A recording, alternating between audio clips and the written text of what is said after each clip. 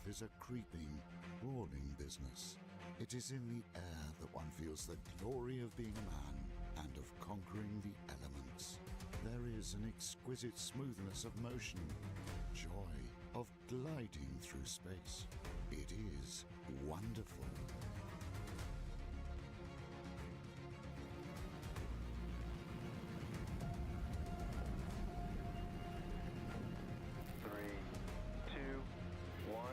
Ignition, engine full power.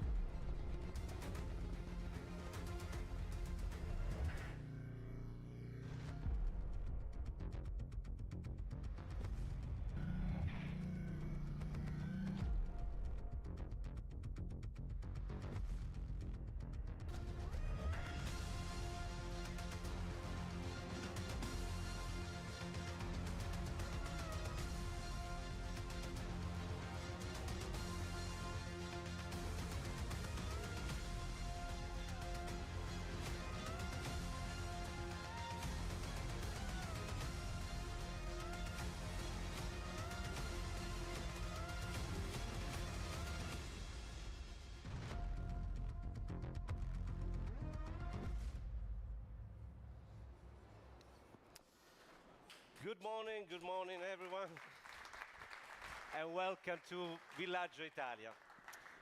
Good morning, Honorable Valentini and Pergo, General Counsel Valentini again, and General Vestito, Commander Lai, distinguished guests, it's a pleasure to have you here. I'm Lorenzo Totor, I'm your moderator of this event today on space economy, exploration, opportunities and perspectives for Italy.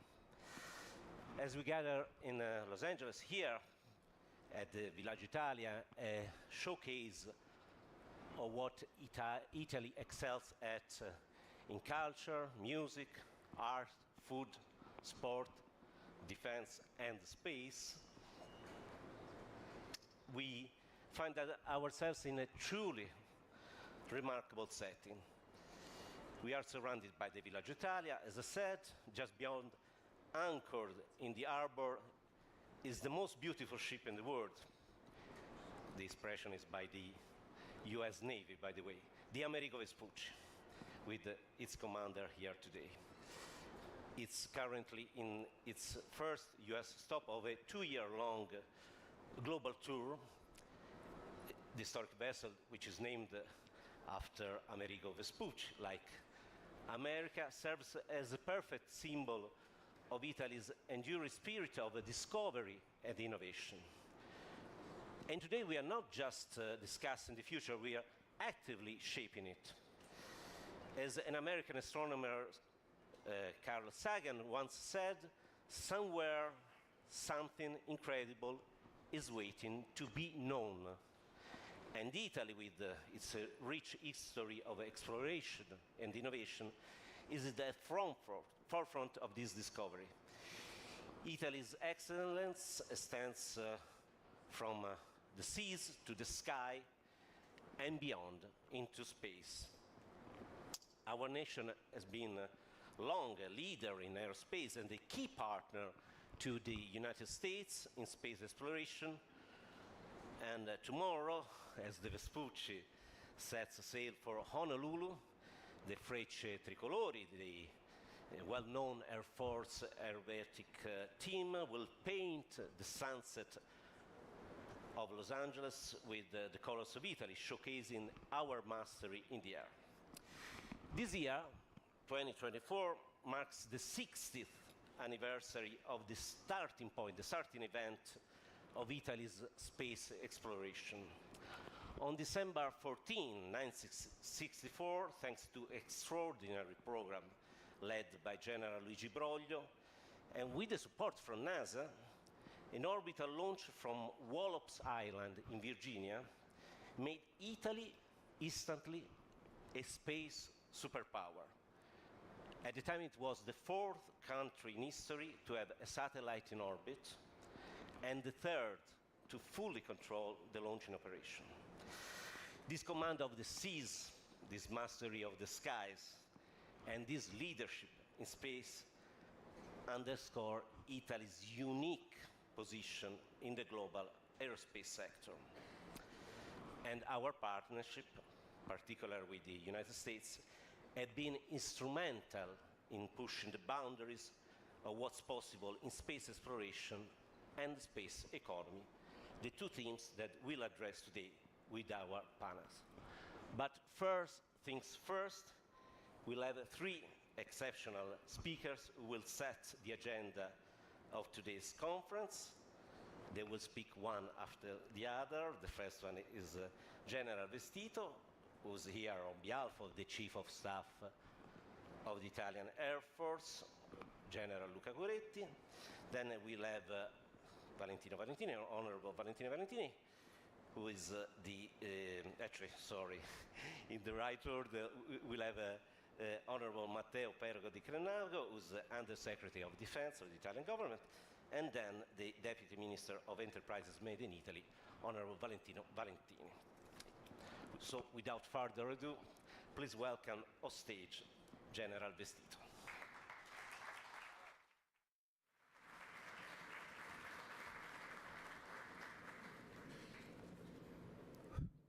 Good morning, everyone. Lieutenant General Francesco Vestito, Italian Air Force.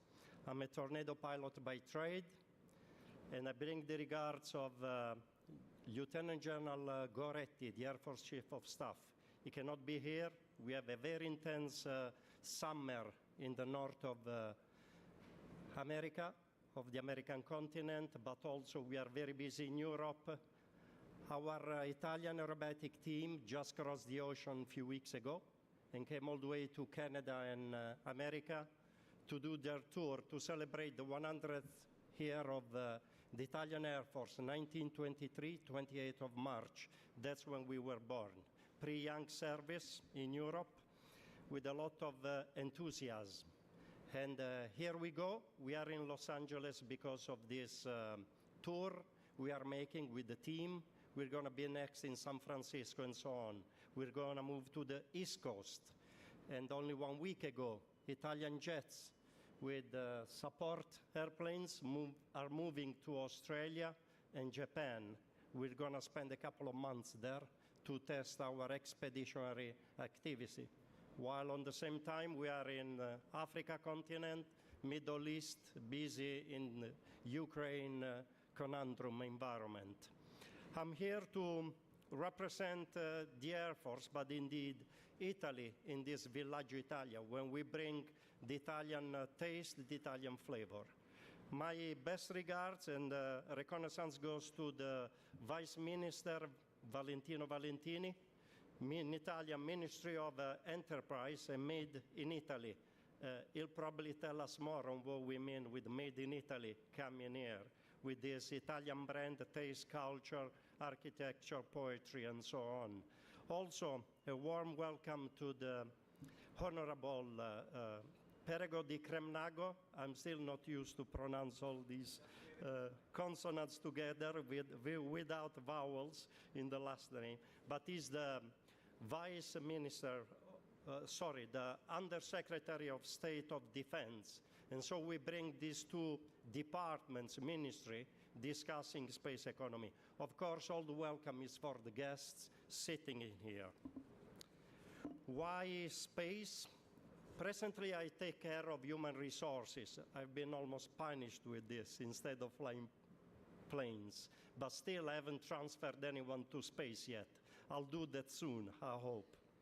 We are discussing space and space economy because space has become so important now. What brings us here is a study, which probably the Americans remember, about the Global Common. A university here in US studied that in 2000 plus, at the beginning of this millennium. And Global Common only means the space belongs to everyone, which means there's not a single owner on that. And we studied cyberspace, another artificial medium, and we studied blue waters and some parts of Antarctica that still don't belong to anyone. And because of that, there's probably a democratization of people in the space, asset, activities, owners, industrial entrepreneurs. And what we're going to discuss here is try to get together and give a vision on cooperative collaboration on space economy, so that we look for a safe, secure, sure, and prosperous space activity. Sure, because we need to be sure that we don't cross the path of each other. As an Air Force, as an airman, I do recognize we need confliction control, awareness, monitor, so that we don't cross our interests in the space, in different orbits. And so we consider space as a continuation of the airspace where we breathe and we conduct our life. Also, we discussed about a secure space. Security means you have to have the proper credential to work in a dominion.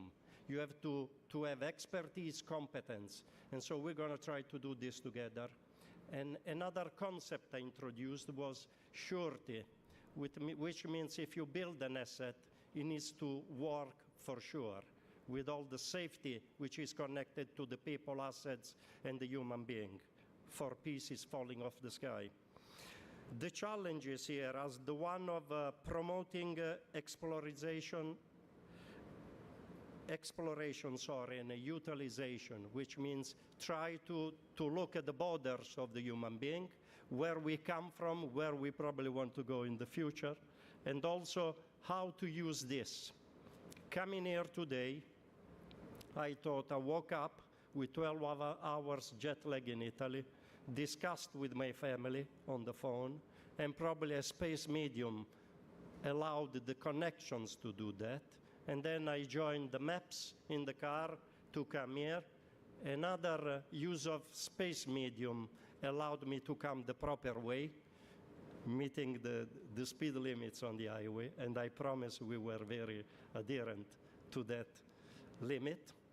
And also I looked at all the port facilities, all the containers moving, shipped around the world, and probably every single container has got something that the space commands to move stuff around, goods, economy, commerce, prosperity, and so on. And probably that ship will move from continent to continent with coordinate system. I'm not going to name any commercial system that allows us to navigate on track, and same for airplanes and so on.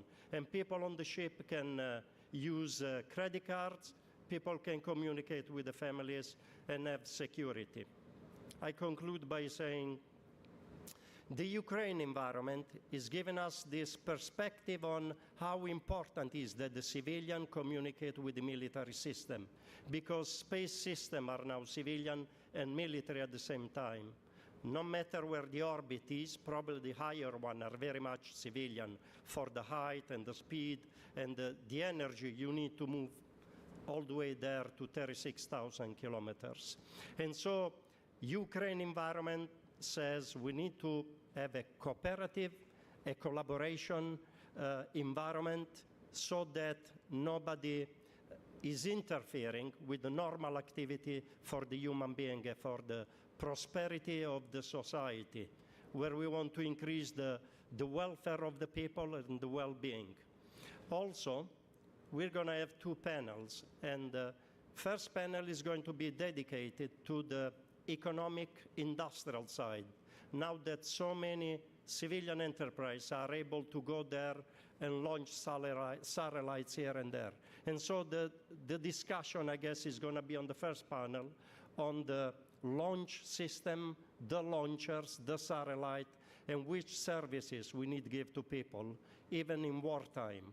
And so the second one is probably going to concentrate on this interrelation between governments, agencies, intermilitary, and joint forces. If the first one has to do with interagency, probably the second panel is going to concentrate on intergovernmental activities, on a diplomatic discussion, so that we use the space in a safe manner without having debris affect our life. With proud, I say, in the first panel, Colonel Villaday, our astronaut, is going to have a discussion, bringing his perspective on the last experience he did in the space. On the second one, I'm going to be very enthusiastic because Roberto Vittori is my classmate, and only 40 years ago, on this summer of 1984, we were fighting to join the Air Force. We flew in United States. I'm a Shepard NJEPT student, as he did somewhere in Oklahoma. And then we flew the Tornado together. I'm an Air War College graduate, and it's going to be a very pleasure to have him right here. I never thought I was going to discuss space at that time.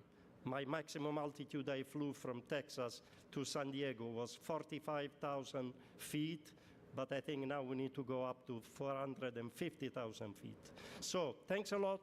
I hope you have a nice panelist discussion. A good luck for the panelists who are going to bring their perspective. Thank you so much for participating.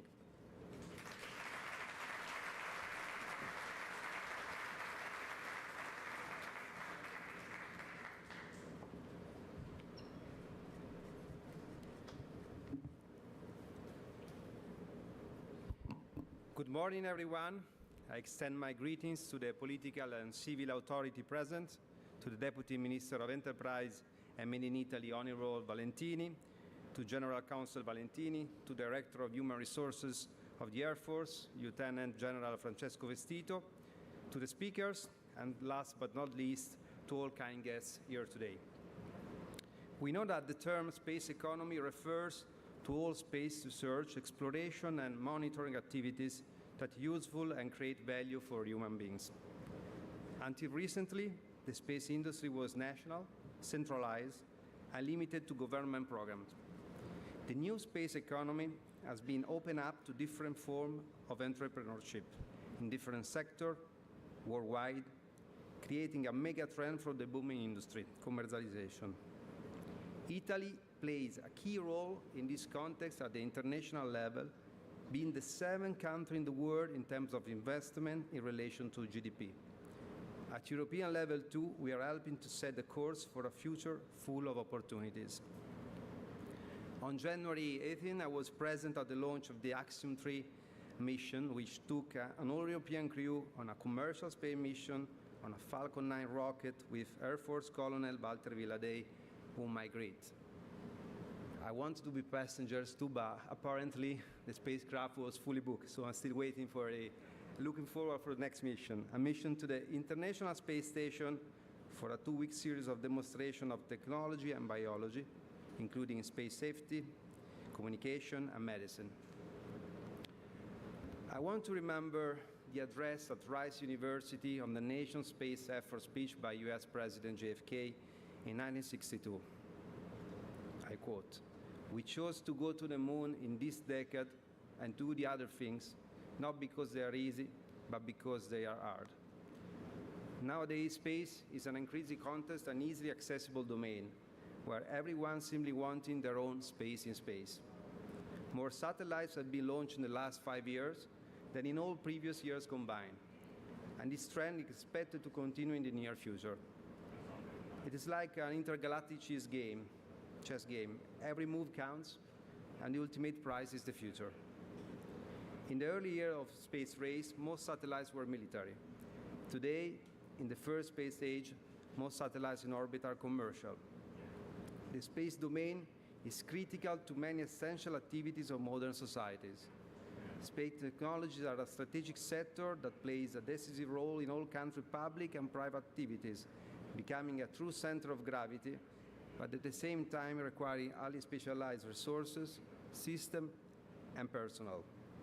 Events such as today, space economy exploration, opportunities, and perspective for Italy are essential to better understand the challenges and the opportunities of our time, and to invest in the human and technological resource needed to avoid being left behind.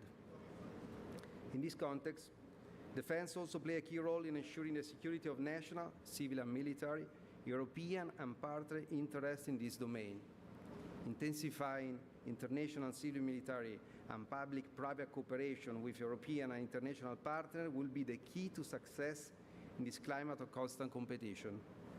Cooperation must be the North Stars that allow us to stay the course in this universe.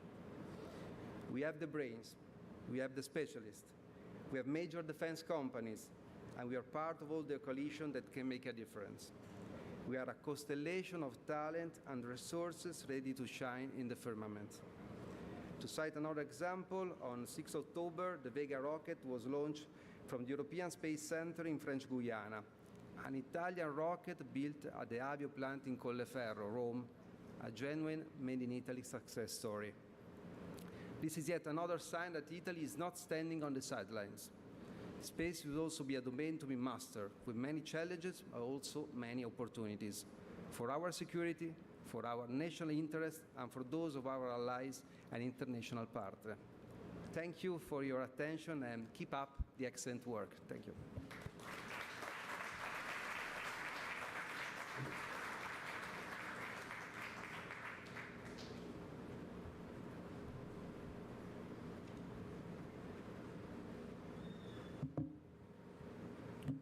So thank you very much, and thank you to all the authorities here today.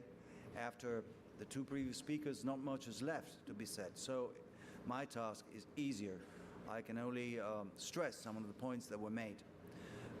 To our Colonel, to the Air Force, I contend that nowadays the division between civil and military is as thin as ever.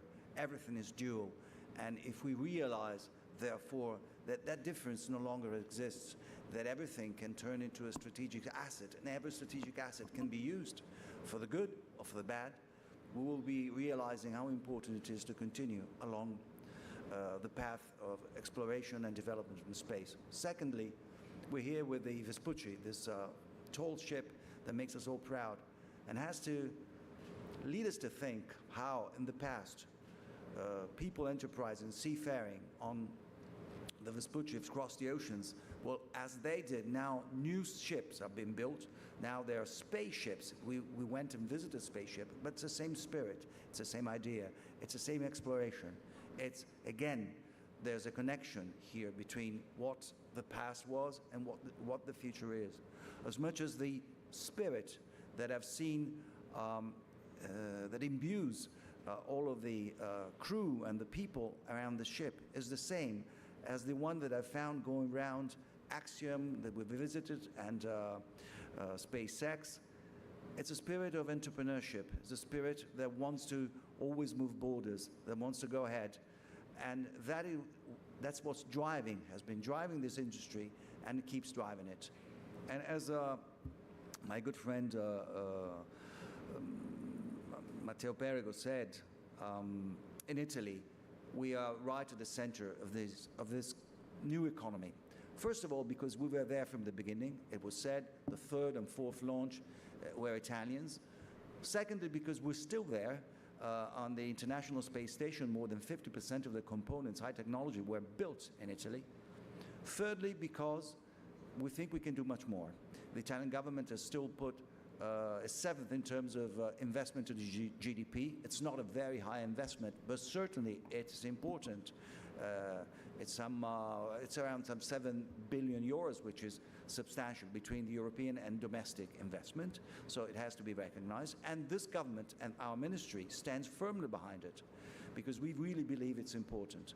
It's important not only because of all the discoveries and the fact that the fallout from the civilian and military fallout, and I said nowadays it's the same. I think it's a mistake to think that to keep them separate, it's the biggest mistake we made. So the fallout is, for both sides, very important.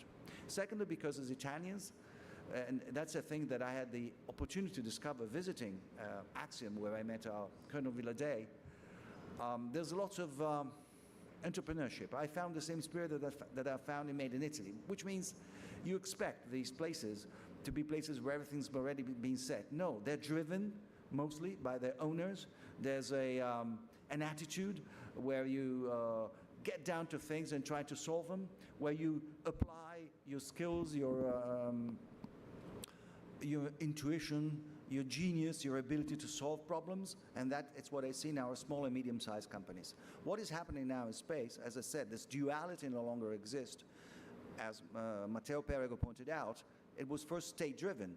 The space exploration, because of the costs, because of what involved, had the tendency, the anchor tendency, the drivers behind it were states competing among themselves. The idea is it can no longer be just a state enterprise. It can no longer be in the hands of the states, but rather, as the United States have started, they've started to enlarge and bring in private capital to support, continue. And in order to bring in private capital, you have to make it profitable.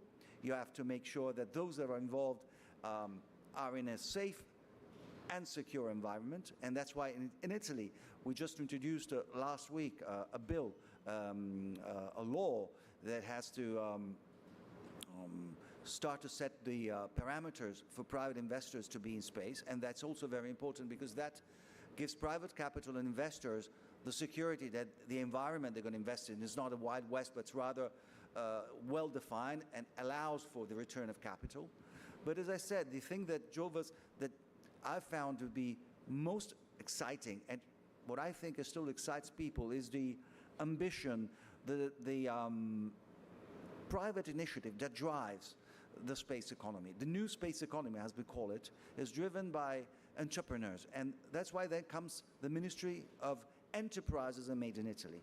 And that's I would like to leave you with this thought. Enterprises Made in Italy means, in Italy, we're a country of entrepreneurs. We're a country where people try to make things. And I found the very same spirit to be in the United States. And I'm sure that if we're able to marry the two, if we're able to bring our small and medium-sized companies, all the technology that we have, and marry together, we not only will have a fruitful cooperation based on common values, based on the defense of the common space, but we'll also be able to bring our private economies together and create in Europe as well the necessary ecosystem for the development of the new space economy, which is not new. I think space economy is expanding, is developing.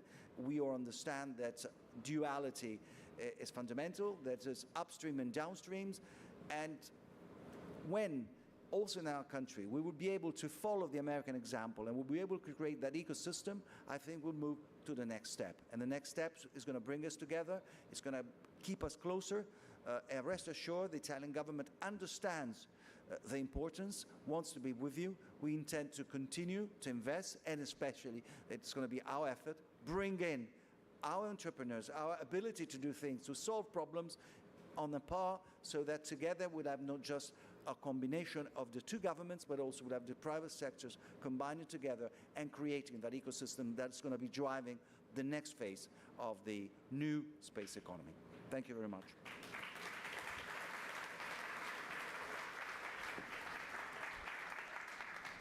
Thank you, Honorable Valentini. Thank you, Honorable Perego and General Vestito for setting the agenda of today's discussion, reminding us of the important factors and issues that we're going to discuss in the next two panels.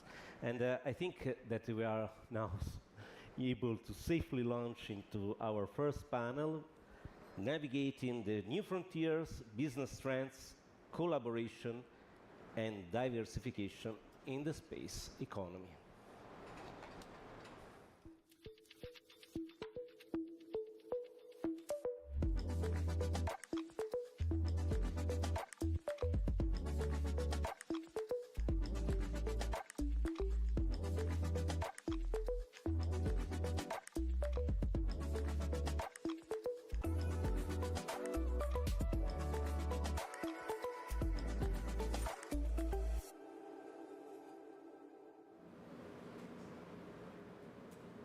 Okay, and we are ready to welcome on stage a stellar lineup of experts.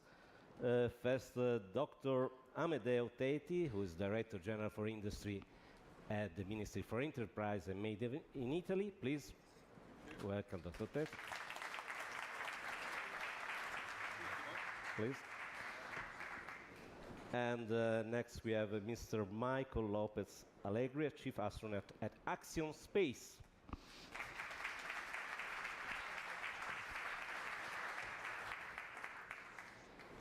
Then is joining us Ms. Siri Shabandla, Vice President of Virgin Galactic. Please.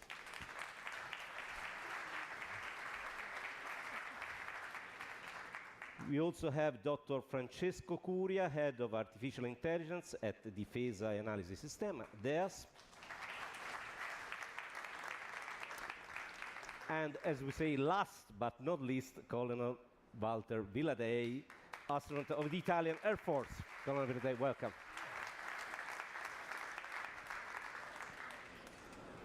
Okay, it's quite a lineup, isn't it? Okay, so shall we start with Dr. or Mr. Teti, I should say, Director General for Industry at the Italian Ministry for Enterprise and Made in Italy, who's going to give us an overview of the state of the art, what the space economy is in Italy, with figures, data, so in the most scientific way to introduce this panel discussion. Thank you very much, and good morning, everyone. It is a great honor for me to represent the Ministry of Business and Made in Italy in such a significant event that deals with one of the most relevant issues of today and tomorrow.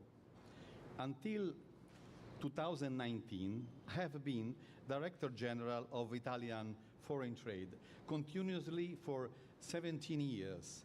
And when about 10 years ago, I went to visit my colleague, Director General of Department of Commerce in Washington, he introduced me to their Space Economy Office. At the time, more than 100 people were already working there. I was really blown away because I had never heard of space economy in a ministry. And I asked him what it was about. And it was then that I understood that trading was not just a science limited to the two dimensions of trading existed with of the two dimensions of the maps of the various markets.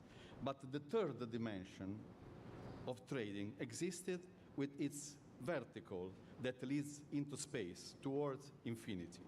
And my colleague from the US Department of Commerce was right. In these last years, space economy is growing rapidly. And according to important consultancy institutes for instance, Euroconsult, the value of the space economy market is equal to $464 billion in 2022. A picture that sees Europe with 94 billion, third behind Asia, 102 billion, and North America, 131 billion. According to McKinsey, however, in 2023, the value of the space economy was equal to $630 billion, of which 330 billion consisted of the backbone of the aerospace industry, I mean satellites, launchers, and services such as broadcast, TV, GPS, and raw materials space. And another 300 billion made up of services derived from the exploitation of space data.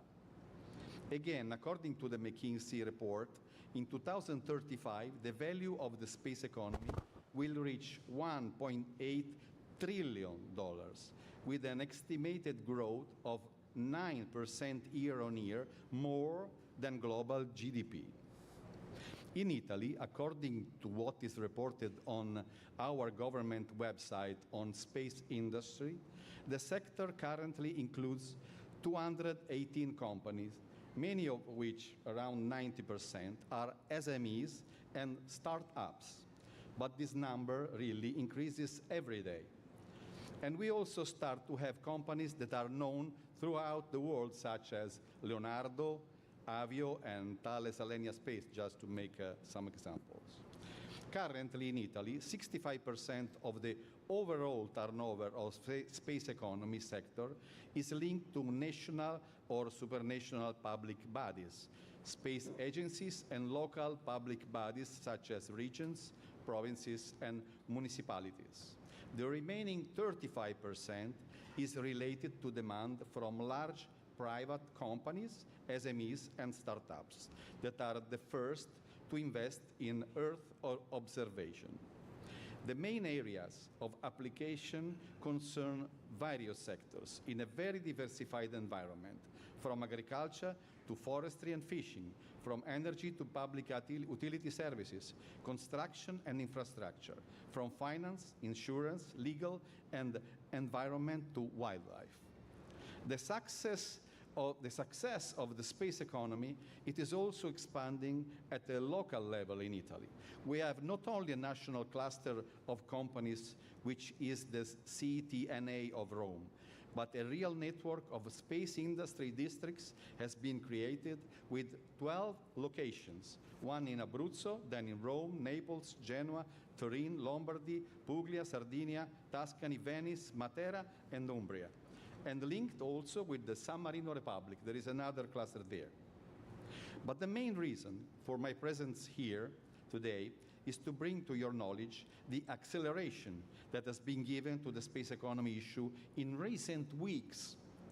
The great news from Italy today is the very recent presentation, as the Vice Minister Valentini mentioned before, of a new bill on space economy and also space policy in our Parliament by the Ministry of Business and Made in Italy, Adolfo Urso. This law places the country as one of the first in Europe to adopt complete legislation to regulate all space activities. Furthermore, it is a law that anticipates regulation at European level, which is now under discussion. With this law, which provides the Italian Space Agency with supervisory and regulatory tasks, a register of space objects is created. Competence, safety, and insurance obligations are imposed for Italian space launches, and the foundations are laid for a new funding fund. Italy, according to international regulation, is responsible for space objects launched by companies based in Italy, even if taken into space with rockets and from spaceports of other states. The law regulates access to space for private individuals, requiring authorization for space activities conducted from Italian territory or for Italian operators abroad. The Italian Space Agency will be responsible for supervising space operators and will be able to revoke authorization in case of non-compliance. The ASI, the Space Agency, will also manage the National Register of Objects Launched into Space, for which Italy is the launching state. Moreover, a national plan for space economy will be soon issued.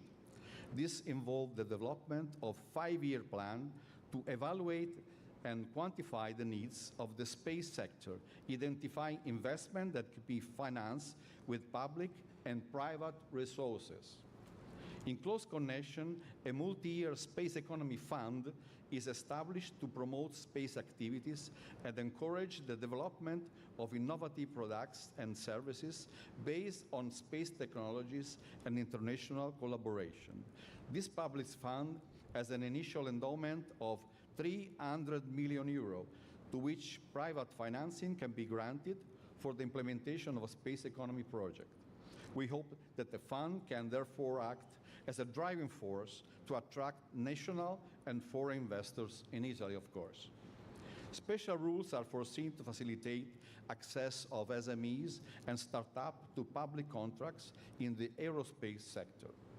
The law regulates the efficient use of the spectrum for satellite communication and establishes a national broadcasting reserve with the principles for the right of exploitation by private individuals. The bill also provides for the creation of a national satellite transmission capacity reserve for national security and defense situations. This bill on space, approved by the Council of Ministers, will now have to go through the entire parliamentary process until approval by the chambers and then the publication in the official journal. Having it linked to the budget law, the bill will probably speed up these steps, bringing the law to approval by the end of 2024. However, this proposal indicates many points that will need to be explored further and with the subsequent decrees implemented, such as the one that identifies the contribution amount for obtaining authorization for space activities. The national plan for the space economy will then be updated every 2 years. The growing Italian space sector, therefore, finally obtains a long-awaited regulation, a regulation that clarifies the approach and investments in the sector.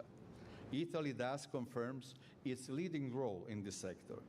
In December 2022, our country allocated 3.1 billion euro at the Council among European space agencies, placing itself in second place together with France and only after Germany for compulsory programs and in first place for optional programs. In addition, at the national level, Italy has allocated 2.3 billion euros in the ASI budget. In total, thanks to the investments of approximately 7.3 billion euros planned by Italy for space programs until 2026, the entire Italian space industry is destined to register significant growth. In conclusion, the space economy represents an extraordinary opportunity. I hope that this presentation has given you a more clear vision of the potential of the space economy and how there are similarities with the US giant from which we still have to learn a lot. But we are getting closer little by little. Therefore, the spaces for potential collaboration between US and Italy increase. And therefore, we enthusiastically await the upcoming space dialogue, the first strategic dialogue between Italy and US on space, desired by our respective leaders, and which will be held in Milan next 10 of October. Thank you very much. Thank you. Thank you. Thank you. Thank you, Mr. Criti, for giving us this overview of the landscape of the space economy in our country and of the legal framework with this long-awaited regulation. Now it's time to zoom out in a way and look forward, even more forward, with Mr. Lopez Allegri, who is chief astronaut of Axiom, as well as a senior astronaut who is part of the history of the space exploration. So who better speaker to give us an overview of what are the emerging business trends and the ones that you think will have the most impact on the aerospace companies in the next several years. Thank you, and buongiorno. I'd like to give my greetings to the military and civilian leadership here, of course, my fellow panelists, but especially to the young midshipmen in the audience. If I do my mathematics correctly, 47 years ago, I was finishing my first year at the Naval Academy, and I was assigned to the summer cruise in a ship, a guided missile cruiser in San Diego, and what I remember about that was being very tired. So I appreciate you keeping your eyes open, and if they may close from time to time, you'll get no grief from me. So the emerging trends, I think there are several. The first one I would point to is the continuing advancement of technology. And most of this is in the information technology, so computers.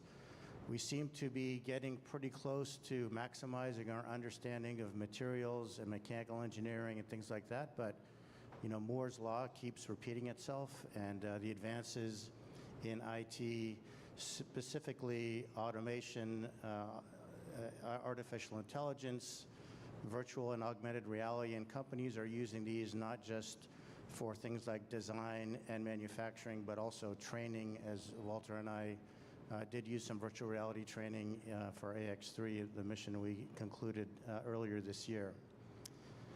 Second thing I would point to sustainability. So obviously it is very important for companies to think about the future and learn from what we have done in the past, so we can't, the Earth is not an unlimited resource. And so I think obviously an example of that is reusability of rockets. It's not only good for business, but it's good for the economy, for the ecology. But perhaps a better example of that is ISAM. ISAM is in space servicing assembly and manufacture. So this is where We can refurbish satellites and reuse them rather than throwing them away. We can actually assemble satellites in orbit, which is more sustainable because you don't have to build a satellite with all of the properties to withstand the very violent launch environment. Therefore, you save weight. Therefore, you save mass going to orbit. Therefore, it's sustainable. The third thing I would point to is manufacturing. So again, manufacturing, I think an obvious case is additive manufacturing, 3D printing, and so on. We have a company that's building rockets entirely from 3D printing, but also manufacturing in space. So we believe that at Axiom that the idea of manufacturing in the future is a bit like the internet was in the 1990s. So we just don't have any idea of the things that we can produce in space. Much like 20 years ago, nobody knew that you could call for a car on your phone or pay your bills or any number of things that you can now do on a smartphone. All these things were not even conceived, and I think that between the production of biological tissues, pharmaceuticals, alloys, things like this, we can really expand the knowledge of what's available to produce things both for use in space, but also for use back on Earth. And the final thing I would point to is public-private partnerships, but I think we're going to get that into some detail later, so I'll stop there. Thank you. Thank you. Thank you very much, Mr.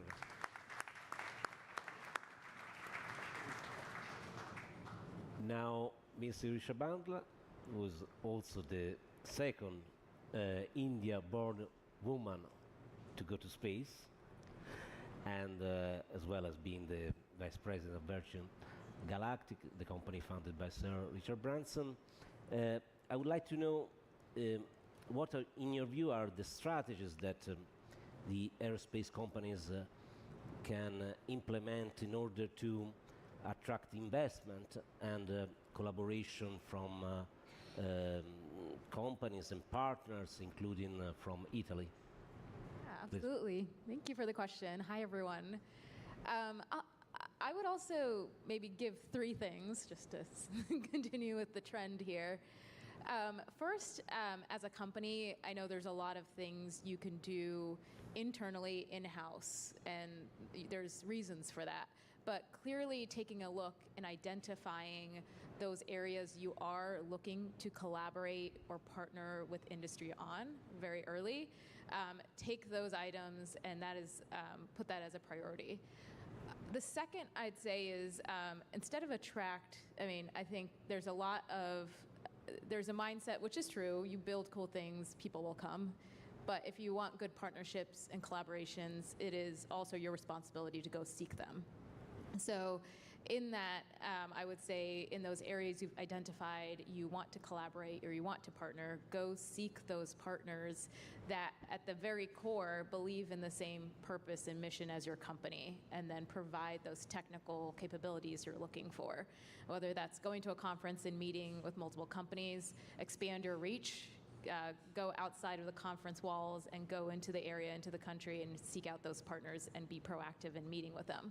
And then the third, I'd say, is utilize the relationships you already have. Like we rely on our partners here with the Italian Air Force, who have been incredible in bringing us many companies in Italy that we could potentially partner with. And also with the government, with the Italian government, we've been working with them, and you talked about policy. Even before you build those partnerships, look at the policies in the country that can help attract investment that you would benefit from. So those are the three things I'd say, but be proactive is the main one. Thank you very much. And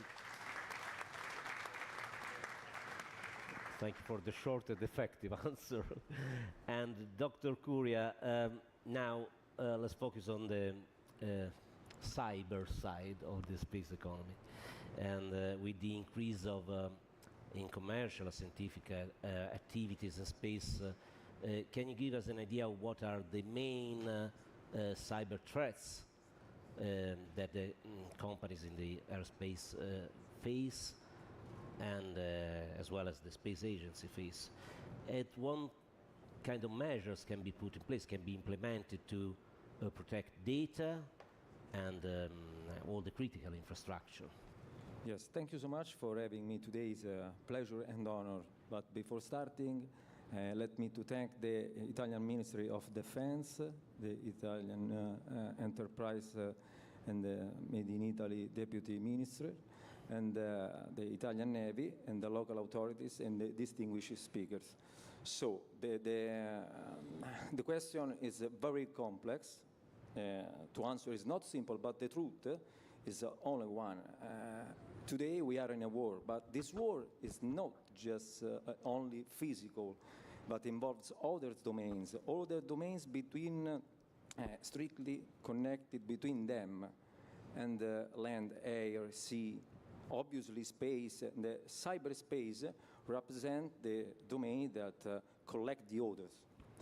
So cybersecurity experts say that the cyberspace domain is an embedded domain because in implicit way have the digital information. But quoting our technical director, Lino Buono, yesterday in the Blue Economy panel, he said that the cyberspace domain is a transcendent domain because it exists on its own. So the truth is, every day, every single moment, our critical infrastructures are under attack. And in many cases by targeting by state-sponsored threat actors. And this represents the problem for the homeland security for all nations in the world. I bring our testimony as DEAS. Daily basis, we face these types of problems. We fight this type of threat. How? Developing product to deal with these problems. And yesterday we have just presented our product for cyber intelligence, Orion, because this tool allows the users, powered with the artificial intelligence, to discover threats, collect information, and it's really important because in the space domain we can consider that information is important, for example, to study the enemies, the threat, and the device like satellite. And in the space domain, we have a big challenge to how we can manage this huge quantity of data that satellite produce with the exchange in the communication with ground and satellite. In the space domain, the rules are the same in the other domain in terms of how we can protect infrastructures and data. So, traditional approach is based on intrusion detection system or intrusion prevention system. But nowadays, with the rise of the artificial intelligence, we can exploit this with some different algorithms, for example, machine learning, deep learning. But recently, researchers and papers suggest the future's approach is represented by this concept of the quantum cryptography that respect the traditional approach of the actual cryptography. The quantum cryptography is based on unbreakable keys, and experts say it actually doesn't exist computer that can calculate in polynomial time some algorithms to break this key. But nobody knows if it will possible in future days. Okay, thank you, Dr. Curi, thank you. And now, Colonel Villede, welcome again. The question for you is, what are the role and the interest of the Italian Minister of Defense, of the Italian Air Force, of course, in this new commercial space flight dimension? First of all, good morning, everyone. Let me start by thanking the military and the political leadership who are today here present, by saying that Axiom 3 mission that we flew along with my commander, Mike Lopez Alegria, would have not been possible without a long-term vision from the Italian Air Force, but even with the strong support of the Minister of Defense, the support of the Minister of the Made in Italy, and then all of these within the National Space Strategy led by the Presidenza del Consiglio. So the Axiom 3 mission is being the proof that we are on the verge of a new chapter, the commercial space flight, and we as in Italy, as much as we did in the past 60 years, can we really pave the way for a new kind of approach. Secondly, let me say that yesterday it's been a privilege and amazing to me to be a guest on board the Vespucci ship. I had the opportunity to meet with some of the young first-class naval cadets, and some of them were so enthusiastic. I mean, looking at their eyes so bright and so shining, they couldn't wait to get to this long trip. I mean, all we are doing today is something that is going to impact and having an effect on their future life. Even professionally-wise, they will be in an operational domain full of space-based and cyberspace activities. So whatever we are doing today, it's very important for them, and I'm very glad that they have the opportunity to join this conference and maybe learn something that might be useful for them in the future. And so let me get back on the question very quickly, and some of the main points have been highlighted by our political representatives. First of all, why the Air Force is interesting? Well, by looking at the history, we've been at the very beginning part of the Italian space program when in the 1964 General Broglio led the program. So the space has been always to the Air Force a kind of physical domain where to look at, where we are going to project operationally wise and physically wise. So, and we showed this interest the last year in our centennial, flying with Virgin Galactica, the first Virtude 1 Galactica 01 flight. So we are expanding our operational capabilities. All the armed forces are based the possibility to achieve their missions using the space-based applications. So space is definitely one of the most important and enabling domains for the Air Force, but for all the armed forces. And other good reasons to be interested in commercial space flight is, as it was mentioned, there's no any longer exist this clear differentiation in between private and public programs. That means as armed forces, we will use more and more space-based services coming from the private entities, from the industries. We heard about SpaceX, Axiom Space, Virgin Galactic, and many others are coming up in this stage. So to be in this arena, in the commercial space flight, is keen for all the armed forces.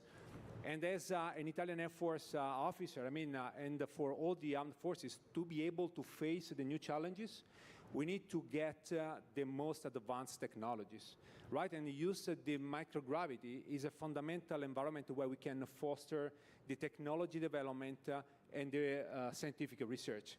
As we did on Axiom 3 mission, for instance, it was a kind of new model because for the first time it was a mission led by the Ministry of Defense, but we put along with us payloads from the Italian space agencies. They took care about scientific communities, and they put together some very interesting experiments, for instance, about Alzheimer's, the neurodegenerative diseases.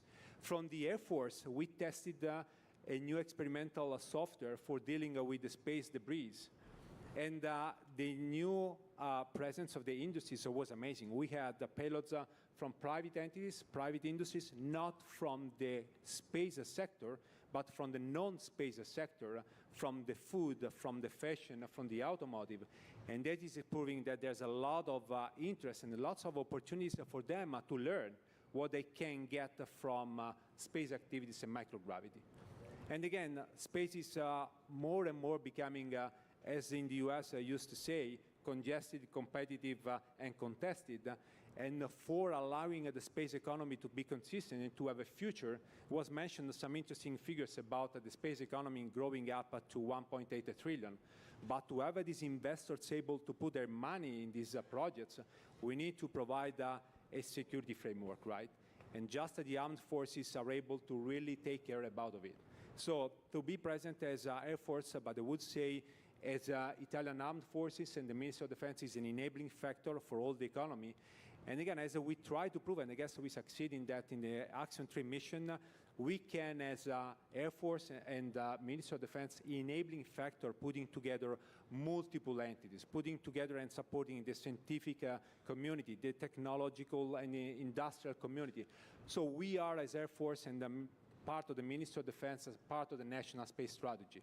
So this is the key role. We have the skills, the competencies that we get through all these decades. I mean, we are just 8 Italian astronauts, and 5 of them are an Air Force background, right? So we want to be part of this endeavor. We want to support our national strategy to allow the space economy really becoming a part of the real economy, even for Italy. Thank you, Colonel Verde.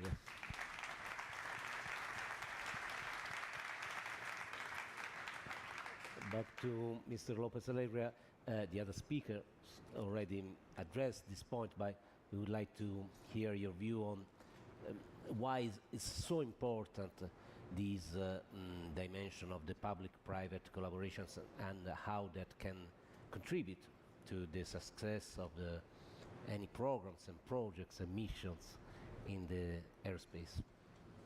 Thank you for the question. So I think what's useful here is to maybe discuss what is and what is not a public-private partnership. And I'll use an example that I'm familiar with. When NASA decided to build the space shuttle, they contracted with a company.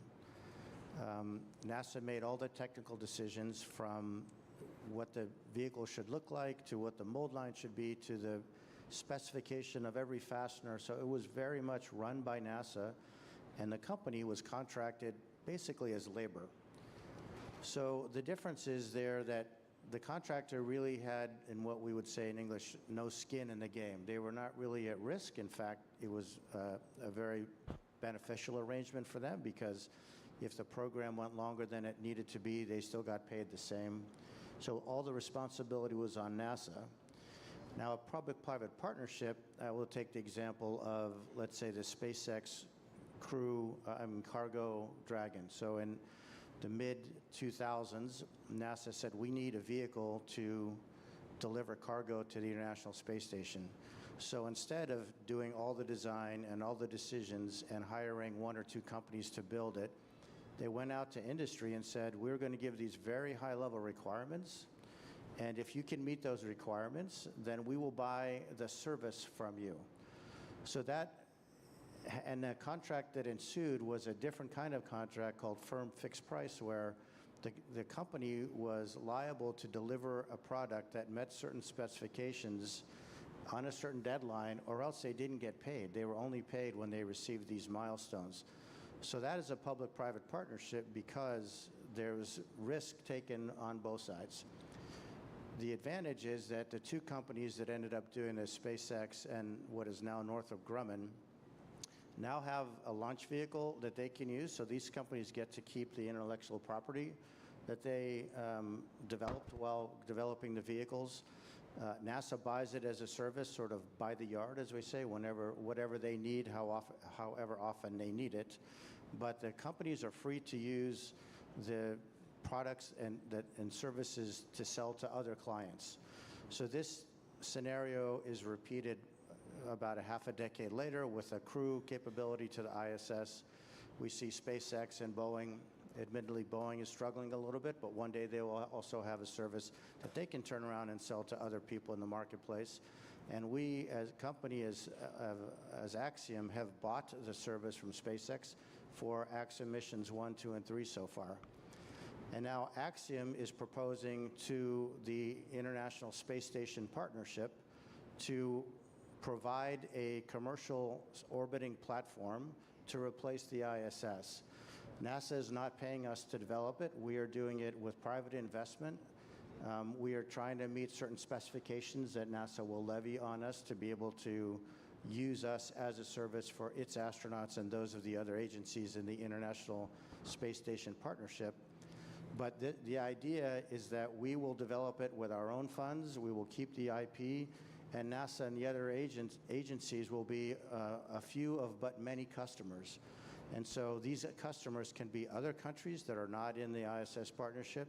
They can be individuals. They can be companies. They can be individual researchers. They can be a company that decides to award the Employee of the Year to go to space. I mean, there are a lot of possibilities. And once we have this orbital space station, it will be private, commercial, meaning whereas governments are bound to spend the national treasure on things that, research things that have maybe no potential economic gain but have long-term benefit. I'm talking about fundamental research, you know, basic physics, things like this. A private company can use that space station for anything that produces income, and we should, because we need to make a profit. We need to reward the people who are giving us that private capital up front. And so the private-public partnership, I believe, is here to stay. I think it's very difficult for a government agency to justify the old way of doing business where they merely paid for labor while they kept all the design responsibility and the risk themselves. And in the future, you'll see not only NASA, other federal agencies, but also the military perhaps start using this. In fact, you see them using it to buy commercial communication satellite services already today. So my point is that the public-private partnership, which is, you know, the old adage was PPP, private-public partnership, stands for public pays permanently. I think that's behind us now. The companies have to take risks, but their risks should be rewarded with the ability to produce a service that is good for the public. Thank you, Mr. Law. Okay, so back to Sir Richard Bandler. My question for you is, what, in your view, are the trends and capabilities that you expect to see from the commercial space sector in the next 5 years? Yeah, I think we're already seeing a lot of it now. So a lot of companies right now are either finishing up their test flight phase or their development and will be entering operations soon, or a lot of operators have started early operations. And in the next 5 years, you're going to start seeing these companies finish that development and go into commercial ops, or if they've just started commercial ops, get into a cadence that is really actually what we expect for commercial companies. And what that's going to do is really provide unprecedented access to space, which we don't yet have. And that access to space, whether it's for humans doing research, humans to just take in the spaceflight experience, or whether it's for payloads, whether it's technologies that, as General Vestito talked about earlier, I think there's this common misconception that everything we send into space is to further space exploration, whereas a majority of it is actually here to better the lives here on Earth. So you're really going to see that access change what we do in space by just being available. And we saw that especially with the Italian Air Force's Virtute 1 mission. When they kicked off our commercial operations, Walter went up with his colleagues and took 13 payloads to space to conduct microgravity research. And typically for human-tended research, people will take those payloads and go to an agency and hand it off to their astronauts, who will then conduct research. But with this frequent access to space, especially for humans, you're going to have a lot more opportunities not only to send payloads to space, but humans to space to conduct that critical research that's going to benefit us on Earth. And then from an orbital side, you're seeing companies like Axiom, and I think I saw VAST in the audience, looking at other human LEO destinations for humans. And also, you're going to be able to send up technologies that are refreshed much quicker. You're not sending up payloads that are going to be staying on orbit for years and age. You can send payloads up quickly and refresh and continue to put the cutting-edge technologies up into LEO to help us. So going back to the last thing, LA, you said, another area you're seeing trends and capabilities is manufacturing in space, in the aerospace world. And that's really important. Sometimes we say the rocket science is easy, but manufacturing at scale to provide this access, manufacturing using capabilities like AI, machine learning, and doing it and creating these vehicles and these components safely And at the rate we need is going to be a trend we're seeing a lot more investment in. Okay, thank you, Srisha. Thank you for your answer and your view on that. And now back to Dr. Curia. Artificial intelligence is the flavor of the day, is revolutionizing and impacting all industries, including space. Now, can you help us understand how can AI be used in the space sector, giving us concrete examples of application that can be used in order to protect the assets and the future of the space industry? Yes. So today, any product, any tool, it's AI powered, with machine learning or deep learning techniques. The first machine learning is the ability of the machine to learn from past data, from historical data, and to make prediction or recognize a pattern in the data. While the deep learning is the ability of these artificial neural networks to be able to replace the human ability, in example, computer vision, speech, or natural language. And in the context of the cybersecurity applied on the space domain, we can reflect on the use of the artificial intelligence, for example, to protect both infrastructure and data, because data can be exfiltrated, signal can be jammed, and communication can be spoofed. Traditional approach is based, for example, for the malware analysis, we use the signature-based, while the machine learning powered this analysis because, as we said before in the other question, the huge quantity of data product by the satellite is very, very huge. And this quantity of data is called now big data. And with the rise of the artificial intelligence, we can use this amount of data to some application, because traditionally in the airspace domain, artificial intelligence is used, for example, to optimize the route, or prediction route, or detection of debris, the spatial debris. And but recently we see this powerful tool called a large language model, no? With, for example, you know ChatGPT. This large language model, which make able to the user to do the request in natural language, and this in the cybersecurity context can help, for example, when there are, for example, attempt to attack or the cyber attack, in order to give the user remediation or mitigation to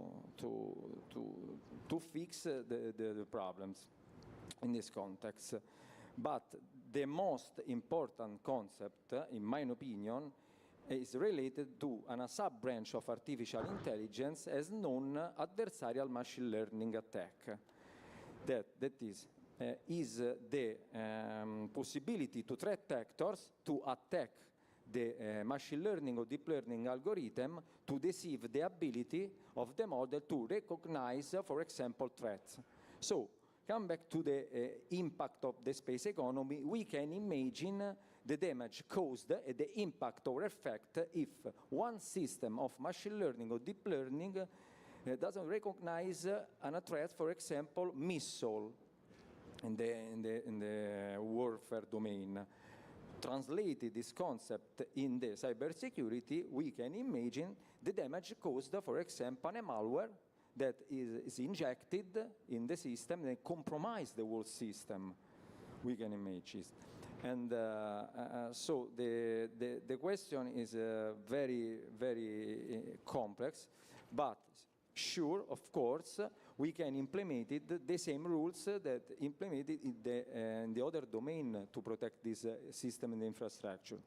So I conclude with the most famous motto in aerospace. Houston, we have a problem, but maybe today with artificial intelligence, we have some opportunity to solve part of these problems in an intelligent way.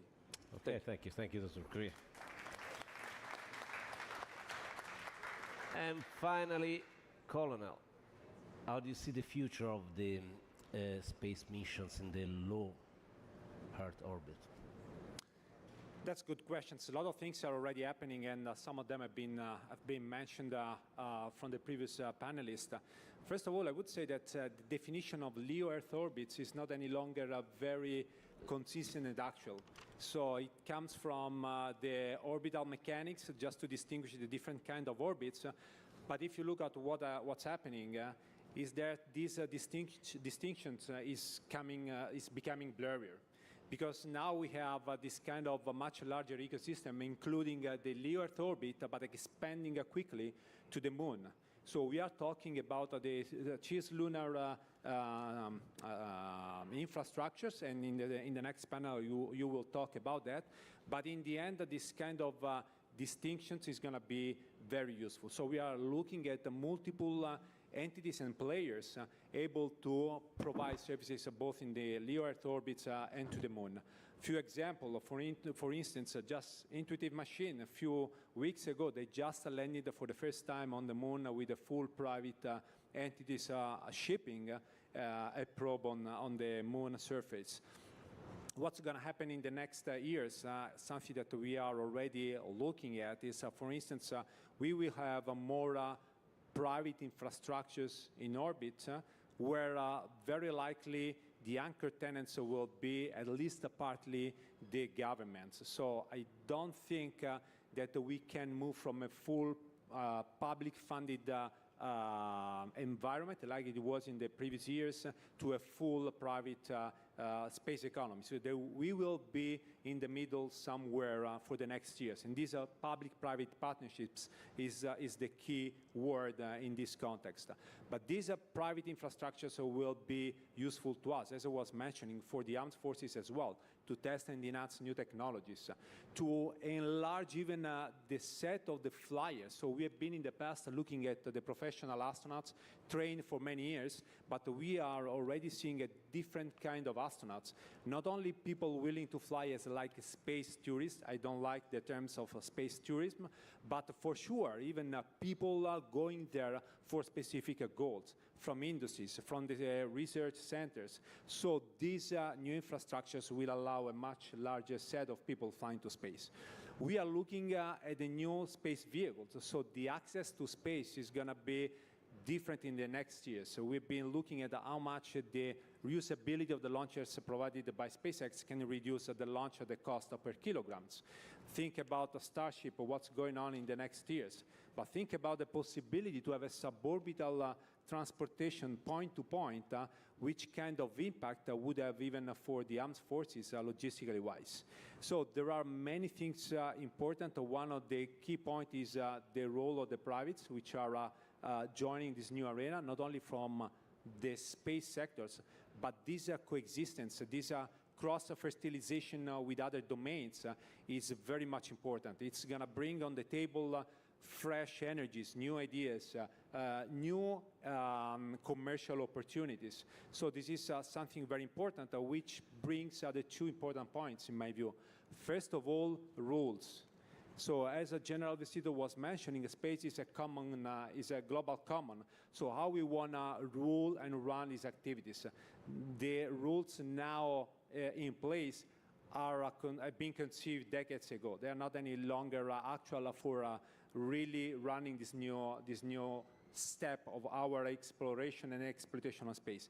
And secondly, of course, security and safety. Even just physically wise, if you look at the web, just a few days ago, there was a breakup on another satellites creating an increased number of debris. So that means we really need to take care about these limited resources. So I would say that it's an amazing time. It's an amazing opportunity for Italy in terms of space economy, but even to keep up in bringing and building up our technologies and competencies, and Air Force and the Armed Forces are here to support the nations in this effort. Thank you, Colonel Verdei. Thank you. Mr. Teti, a short comment, please. Thank you. No, three very brief points on the approach of the Ministry of Business and Made in Italy on the space economy. The first point is taking apart the important public programs of space. The social impact of space economy is very important for SMEs, for individuals. If we think that companies like Amazon or Starlink can give us the possibility to have internet data in any part of the country, in any part of the world, coming from space, this is a very important as a social and economic impact. The second point is on IP, on patents. We have a lot of public patents on space. Last year, I made a sort of list of them, and we have a website in Italy. The name is Knowledge Share, where you can find, companies can find public patents available for them. The third point, it's very important, is what also the colleagues said about the manufacturing. When I talk about 200, more or less 200 companies in Italy on space economy, those companies are all certified space. That means that they are really perfect for that. And very important for us also in the implementation of this legislation is to find a good way to certificate the real company that can come in the space economy. Thank you. Thank you, Mr. Tate.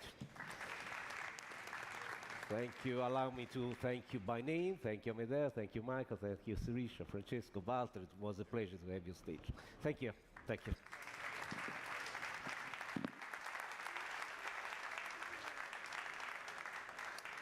And now we're ready for the second panel of this conference with another stellar lineup. Thank you, Undersecretary. And the second one is about navigating the. Sorry. The second one is about the strategic dynamics in space, international relations, security, and innovation. Please.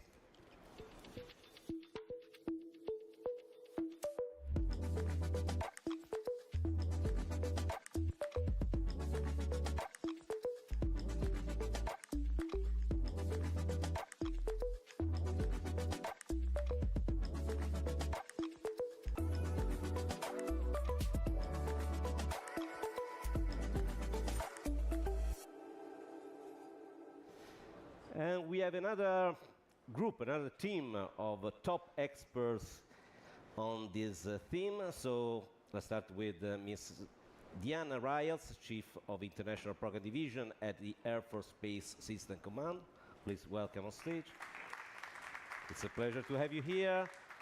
Next, we have Frank Webb, who's Program Manager at NASA, and welcome on stage.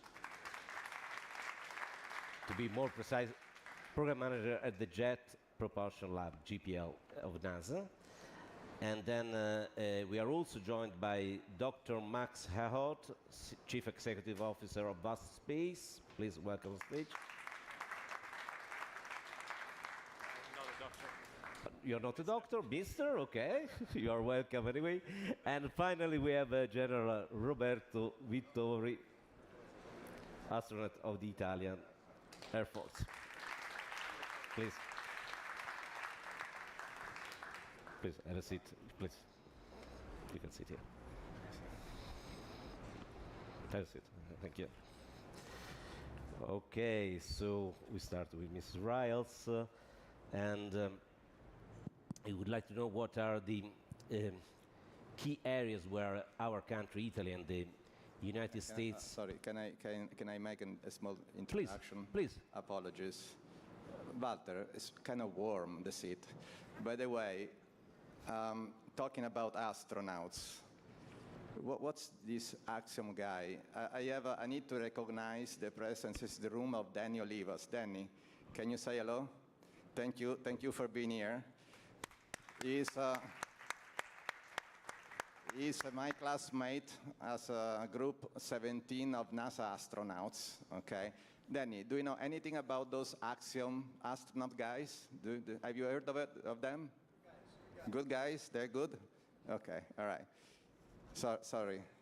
Cool. I'll leave Cool. the floor. Thank you very much. So, Mrs. Rials, we are saying what are the key areas where Italy, our country, the United States, can boost their partnership in the space sector. Can you help us having an overview of this? Sure. I think we heard earlier that there are lots of ways that we can work together in space. Space is big. There's a lot happening. It's a great time to be working in this arena right now. The innovation, the opportunities that we see coming forward make these opportunities, I think, endless. Italy and the United States have been cooperating together for 60 years, and in the last 10 years in particular, we've really been deepening that cooperation through things like our partnership now together in the Combined Space Operations Initiative.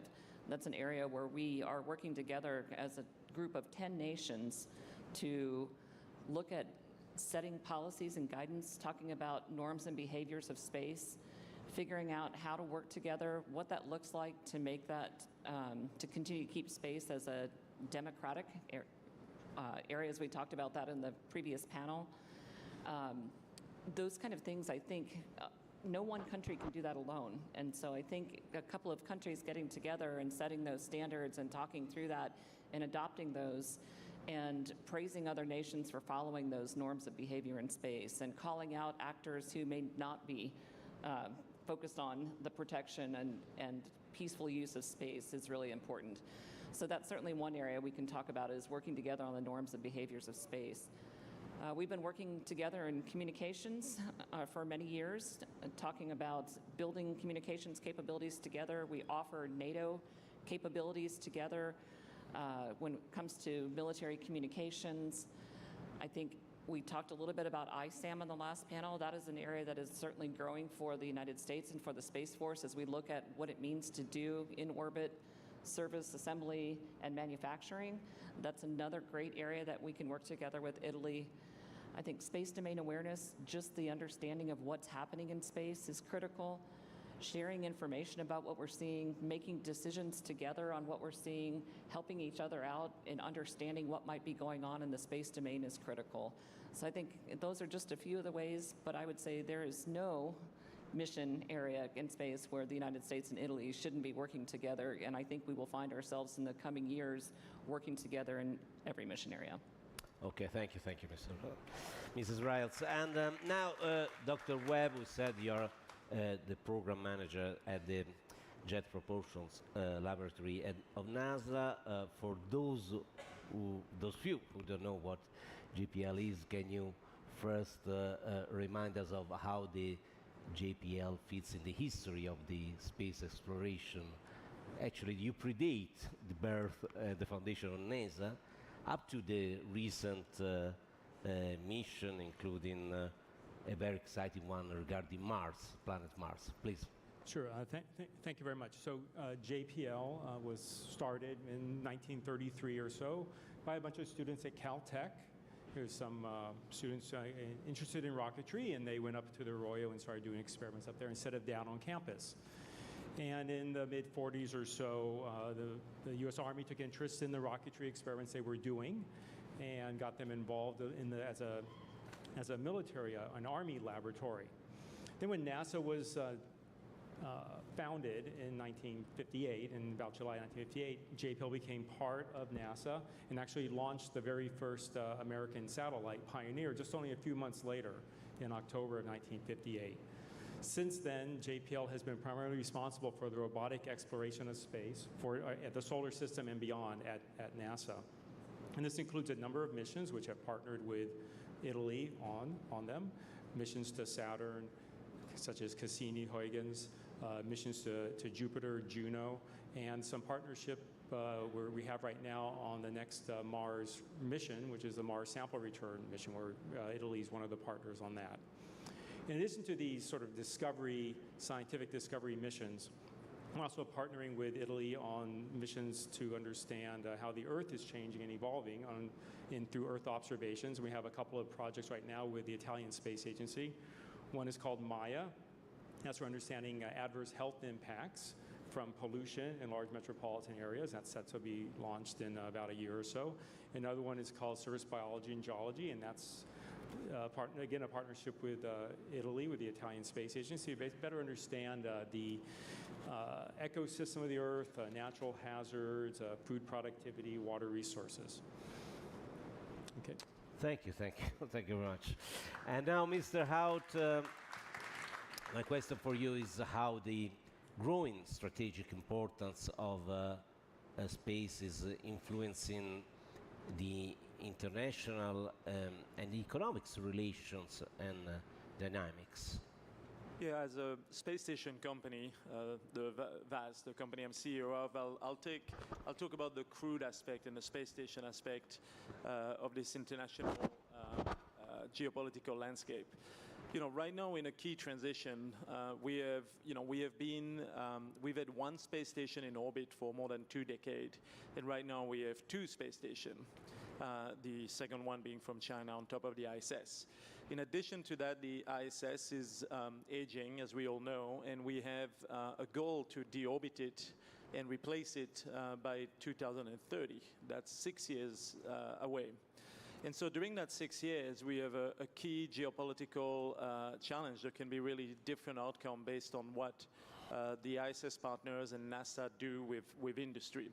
So there are 3 goals in replacing the ISS. The first one, it should be on time. We shouldn't have a gap like we had with the space shuttle. We should have an overlap. We should have, together with our partner, a space station on orbit, you know, at the latest in 2028, so that we can make sure it's operational and it's working a few years before we deorbit the ISS. And that's really critical. It obviously needs to be functional, reliable, and safe, and on time there. The second aspect is we need it to be commercial. You know, I think everybody believes that is involved in the industry, but also all of the partners that are funding the ISS believe fundamentally that if we take a commercial approach, like we heard about the Dragon spacecraft program, we can do more with less. So we can rely less on government. We can rely more on industry from all of our partner countries. On private individual can be a small part. Corporations sending people can be another part, and obviously science and manufacturing.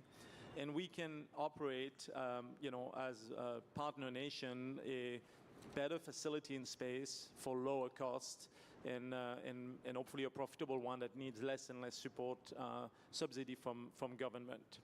And then the third aspect is, you know, the ISS has been an incredible tool of diplomacy, of keeping nations together. And I think there's a strong desire from the ISS, the US segment ISS partner, Canada, Japan, obviously Europe, with Italy as one of the key leading country, to remain together and actually do more, remain stronger, and bring other countries from the Western world. And so that's another key aspect is for that to happen, we obviously need NASA and its partner to select and build a space station on time, because we have this deadline. And if this doesn't all happen as we hope it will, safely, on time, with our partners and commercial, there could be a very different world where countries are looking for other partners, and that's something that I think none of us want to happen. So we need to make sure we stay close, but we build technically the right platform. Okay, thank you, Mr. Hout. And so you gave us an idea of what are the main features and aspects of this new dimension of the aerospace. So my questions for you, General Vittori, is how Italy fits in this new dimension of the space economy, and what are the opportunities that you see in the context of as a strategic partner that Italy has of the United States. I like this panel very much because it's a summary of space today. So what is space? Space is security and defense, science and technology, and space economy. Those are 3 of the main elements, maybe the main elements are here. So for security and defense, Diana Riles, okay? Sure. Let's not forget that the Space Force is brand new. It was born 20th, right? 20th of December 2019. So it's only 5 years ago. Before was not existing. Military space, security and defense was still applicable, but the Space Force, the way we know it today, is something very new. Fresh. Then we have science and technology, research, exploration with NASA JPL, Italy, and with JPL, we did our best expression.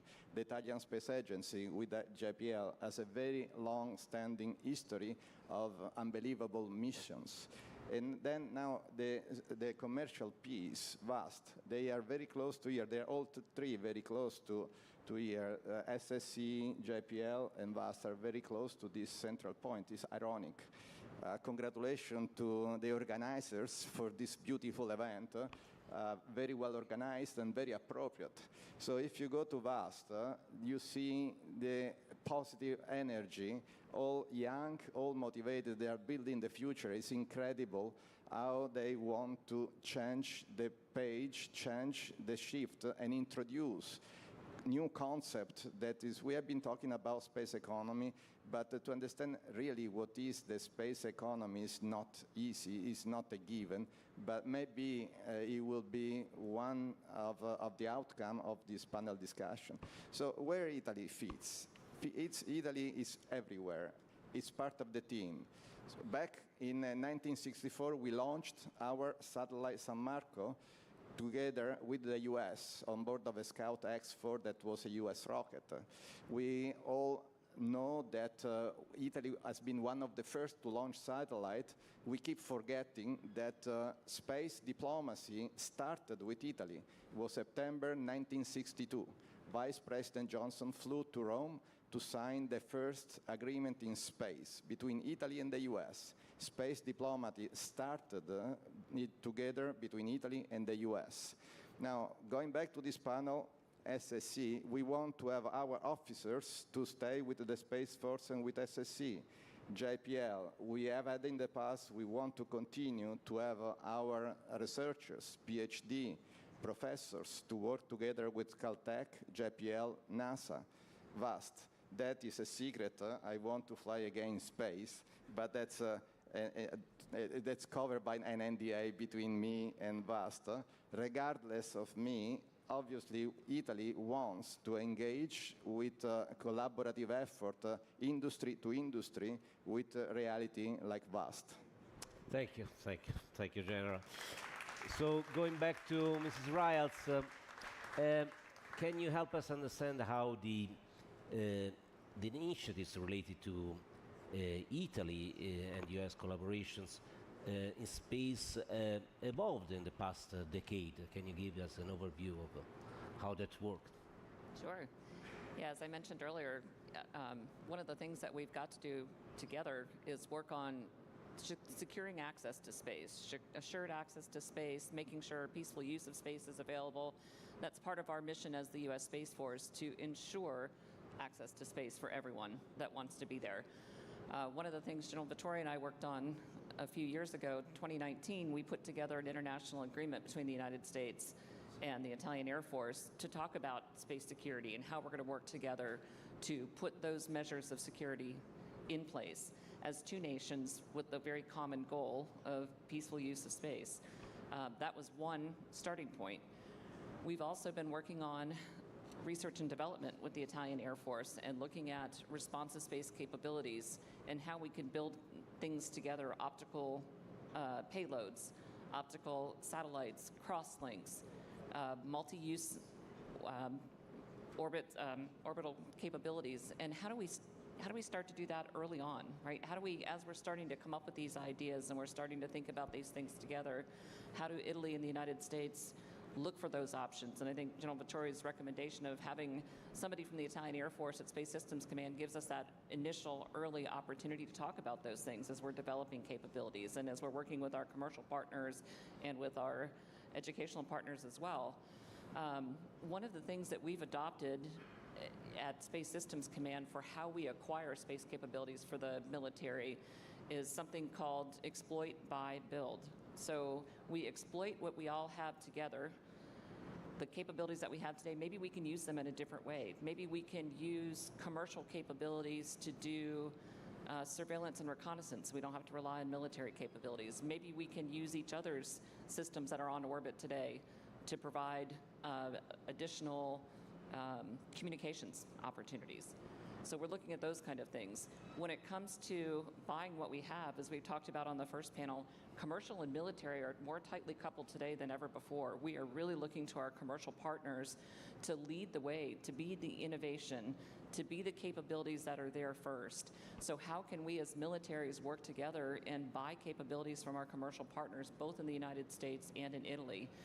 We want to work together and collaborate on building a robust space partnership across both the military side and the commercial side, and then build. So if we have to build a capability that doesn't exist for military purposes today, how can we build that capability together? No one nation really has to go it alone anymore. There are many, many capabilities that are out there.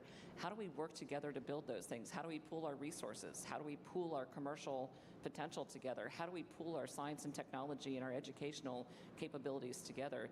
Because we're better together than we are apart. Thank you very much, indeed.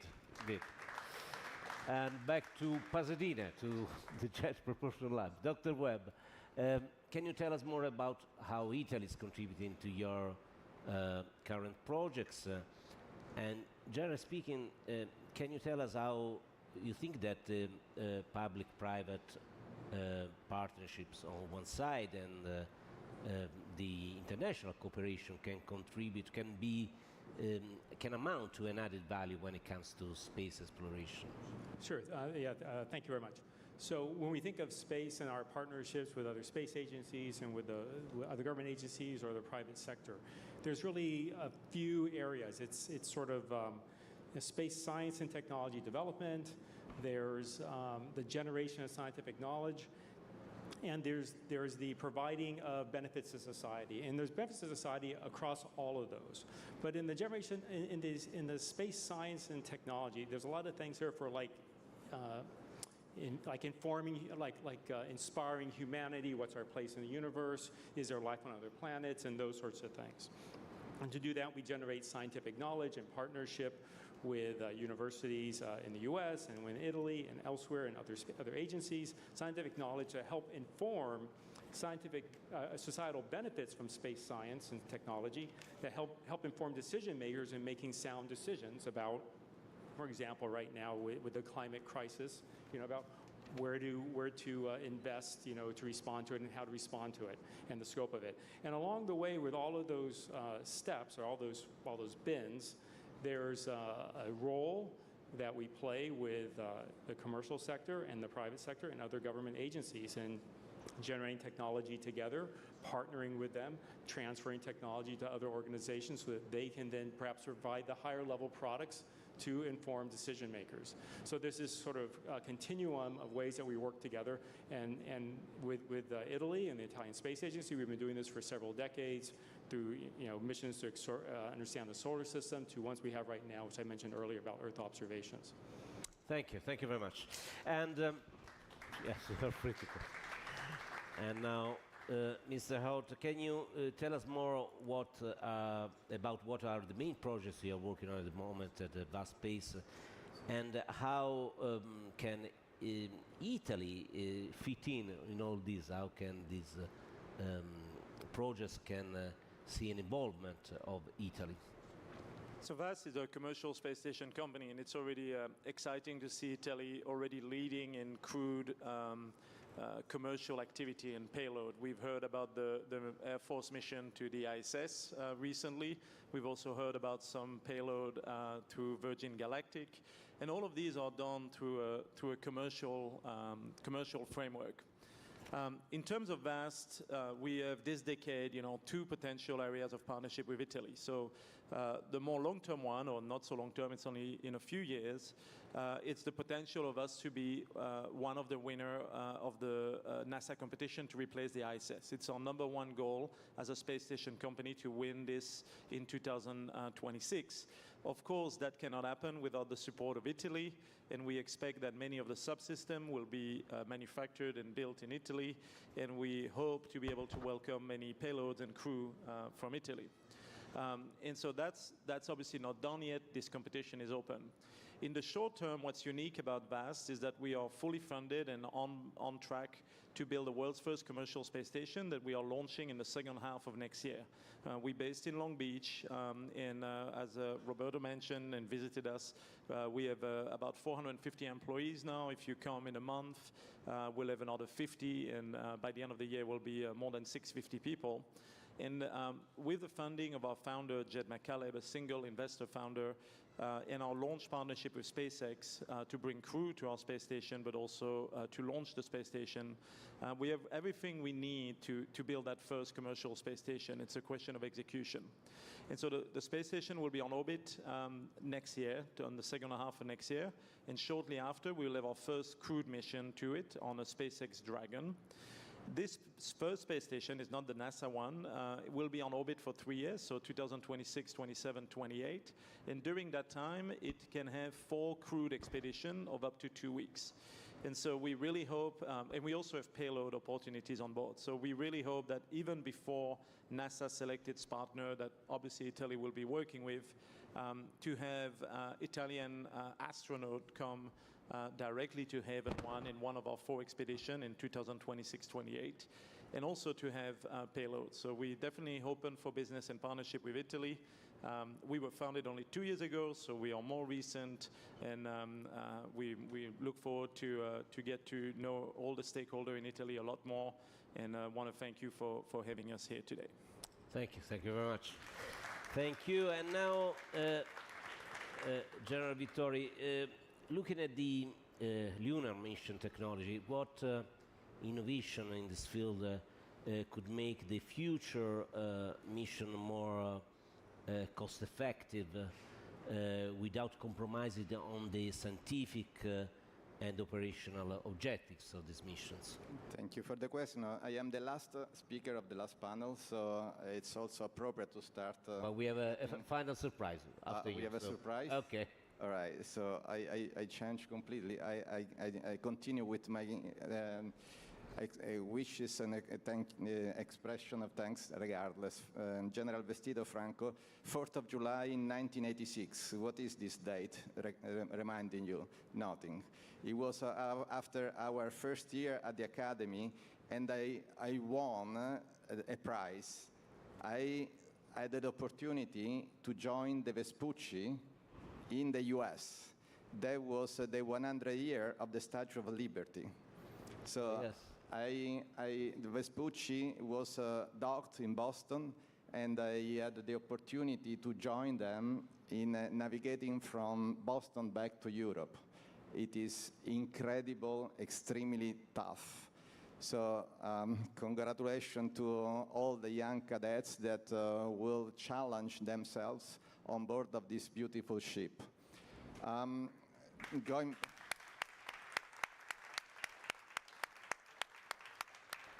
back quickly to the question, talking about the moon, the next step, the usage of the extra-atmospheric resources, my way to say, is the only sustainable way to ensure the growth of the global economy without destroying the Earth ecosystem is by the usage of the extra-atmospheric resources. Now, having said that, easy to say but not to do, I like to differentiate between 3 domains: aerospace domain, Earth orbits domain, and lunar and cislunar. The aerospace domain is closer to us, but is extremely important for access to space, where the Italian Air Force, all the Air Force, have an important job to do, to make access to space easy, doable, and most of all, the key word is reusability. We have this beautiful picture of a Falcon 9 that is linking back the bridge between aeronautics and space. All rockets has been one-way tickets until the Falcon 9, and that is trying to give us back the reusability concept that is aeronautics. Why, in answering the next step to the moon, I am going back to aeronautics, to the Italian Air Force, to all the Air Forces, because that's the first step. We climb the stairs one step at a time. And the final objective, next challenge, is the surface of the moon. And on the surface of the moon, there are a couple of key words. One is innovation, the other is startup. And that's the context within which Italy can have a leading position. It's not that important to have a huge budget. It's important to have creativity, to be able to innovate and to create a business around startups. That is my equation. And now I will be waiting for the surprise. Okay, in the meantime, thank you very much. So, again, allow me to thank you by name. Thank you, Diana. Thank you, Frank. Thank you, Max. Thank you, Roberto. And now, as we conclude this fascinating exploration of space and space economy, please have a seat. I would like to ask General Vestito to get back on stage for the conclusion. From me, thank you very much for being here today, General. Just a few minutes to close this down with a wrap-up. We discussed space economy. We have seen the secure side of the space economy, the industry, the academia working on it. My closing remark is basically this. We have understood there's a system that builds, supports, manufactures systems to go into space. All of this has to do with an economic concept on what to build, how to build, who gets it. And this economic system which says if you need to build something, you need to understand the customer, the client, on what to produce and what it has to do. That's why we have people in uniform today, the Air Force, as a matter of fact, which I represent, in this walk in Villaggio Italia, where the main point is Italy is in the space economy system. Also, we have discussed a lot about the commerciality of this young generations who are going to approach the space economy. But the space economy, I discussed the economy. Space economy, just to be sure, is not a matter of financial, is not cash flow. Economic has to do with the resource flow, the humanity, the globe, the future life we need to conduct on this beautiful planet. And by the way, on the 4th of July of '86, I was in the academy looking at the people diving in the water and marching and so on. Lucky Roberto. And space economy cannot have a dichotomy with the uniform, with the military in uniform, because space economy has to do with the national interest that you need to defend. We have not discussed militarization of space today, but I wonder if one day we're going to have that system standing by somewhere, finding his approach pad to put the wheels on the ground, like we do in train stations in an airport today. And so we need to have command and control, defense of the system, and basically we need to have prosperity. So this is the final message I bring in. I received a message from the Chief of Staff, General Goretti. He's very close to this initiative. We're going to have a further discussion with Space System Command for future collaboration in the future. And thanks a lot to everyone, to all the staff who participated in this initiative. Thank you so much. Appreciate it.